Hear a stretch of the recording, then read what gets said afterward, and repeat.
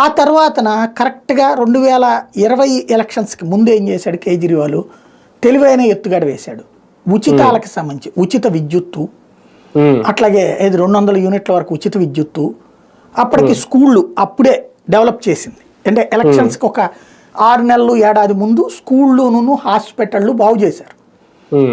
అవి అందుబాటులోకి తెచ్చారు. ఈ మహల్లా క్లినిక్స్, తర్వాత ఎడ్యుకేషన్ సిస్టంలో కొన్ని రిఫార్మ్స్ అవి తీసుకొచ్చారు. దాంతోపాటుగా విద్యా సంస్కరణలో భాగంగా ఇక్కడ జగన్మోహన్ రెడ్డి 20% ప్రైవేట్ స్కూళ్ళల్లో రిజర్వేషన్ అన్నాడు చూడండి, విద్యా హక్కు చట్టం కింద.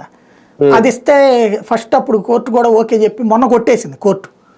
కానీ అక్కడ ఆ ఎడ్యుకేషన్ చట్టాన్ని తీసుకొచ్చి ప్రైవేట్ విద్యా సంస్థలో పేద విద్యార్థులకి 20% సీట్లు ఇప్పించాడు. అది మధ్య తరగతిలో మంచి పేరు తెచ్చిపెట్టింది కేజ్రీవాల్.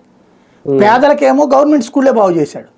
ప్లస్ పేదవాడు మధ్యతరగతి వాడు కార్పొరేట్ స్కూళ్ళల్లో చదవడానికి, అంటే అవతల 1,50,000, 2 లక్షలు, 5 లక్షల ఫీజులు తీసుకునేటటువంటి కార్పొరేట్ విద్యా సంస్థలో ఏ ఫీజు లేకుండా 20% మంది చేరారు. అక్కడ కోర్టులు మరి అక్కడ విషయంలో జోక్యం చేసుకోలేదు. లేకపోతే మనకు మళ్ళీ ఇక్కడికి ఉన్నంత దిక్కుమాలిన లిటిగేషన్స్ అక్కడ లేవు అనుకుంటా. దాంతో అది నడిచిపోయింది. స్టిల్ నవ్వు అది నడుస్తోంది ఆ సీట్స్. అది ఆయా వర్గాల్లో అతని పట్ల క్రేజ్ పెంచింది. దానికి తోడు బస్సు, ఉచిత బస్సు సదుపాయం, ఇవన్నీ ఎలక్షన్స్కి ఒక ఏడాది ముందు పర్ఫెక్ట్గా